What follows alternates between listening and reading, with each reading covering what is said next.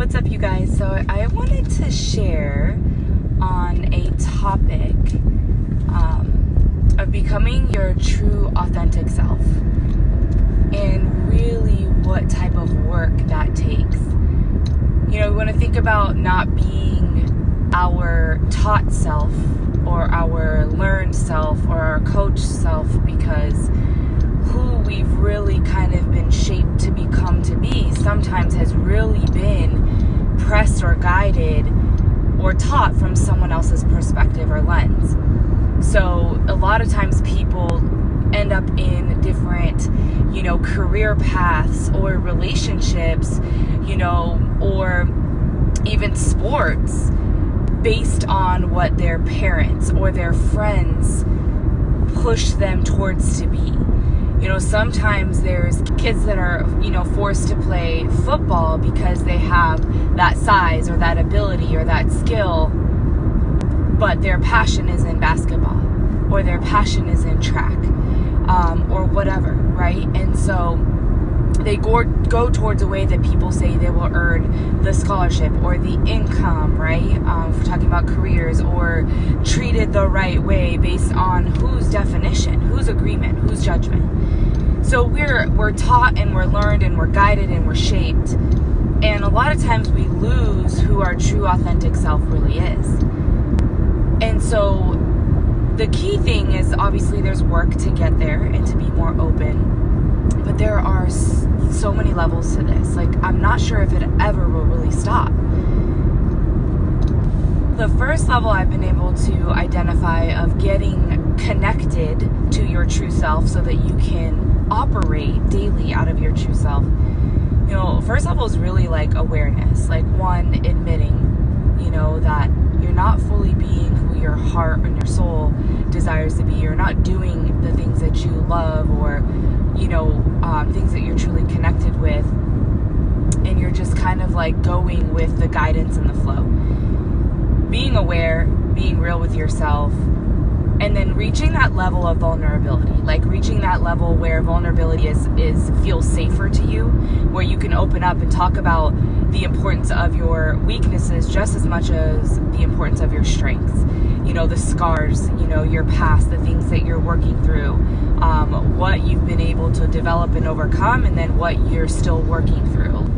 Being open in itself is that it's required. Like, you are required to get to that step, because if you're not willing to be vulnerable with yourself about your weaknesses and what you've been through and how that shaped you, and being open to see different perspectives and situations and different perspectives of your actions and your responses and different perspectives of your behaviors, and the impact of those things, regardless of your own intention. Like, to be able to get to that point is key, because then inside of vulnerability, that will allow you to scratch on those things, touch on those things, further, to be able to then go, okay, what then are my shifts? What are my changes? The key thing about that, though, too, is that guaranteed, right? Guaranteed, you are getting so much closer to the authentic you, the real you, when you are no longer trying to hide your weaknesses and you're to develop. If you are hiding those things, you're definitely not being your realest, truest self. So that part must happen for you to no longer feel like you have to operate out of this fake being, cover things up, hide things, be a certain way to cover up the real way. You have to get to that point to be able to get to your truest self, which is where pure joy is. So once you're able to be open with yourself and no longer hide those things and find comfort in expressing those things, sharing those things, being humble, right? Letting go of your pride and ego and just, here's all of me, here's me. And most importantly, not just to others, and that's important, let people know the real you. That's truly operating out of your true self all of the time, not just behind closed doors. But it starts with you. You got to make sure that you're open and willing to accept those things about yourself and know that everybody has them. It's when you are comfortable in being all of you, authentically you, the realest you, is when you can be happiest and most joyful in life. You have less needs when you are fulfilled with knowing you. So the next level that I've been able to identify, there's probably plenty of levels after this. I'm sure I haven't figured it all out. There's nothing I've figured out all the way out. I don't know if that's a thing. But anyways, it's then being willing to not just see the perspectives of your actions. Like, obviously, our intentions are always pure. In most cases, people, I can only speak to myself, I guess. In all cases, for myself, my intentions are always good. They're always pure.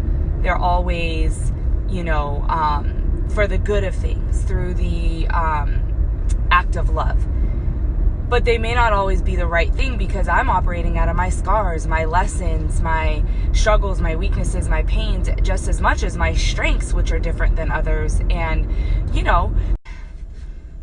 being able to see another perspective on how your actions, your behaviors, your mannerisms, your responses, your verbiage, although your intention is pure, to see someone else's perspective where it may be impacting opposite of your intention or different from your intention is important, because it's not about being right or wrong. That's just not a thing. Right or wrong is only a thing that's in response to some sort of judgment.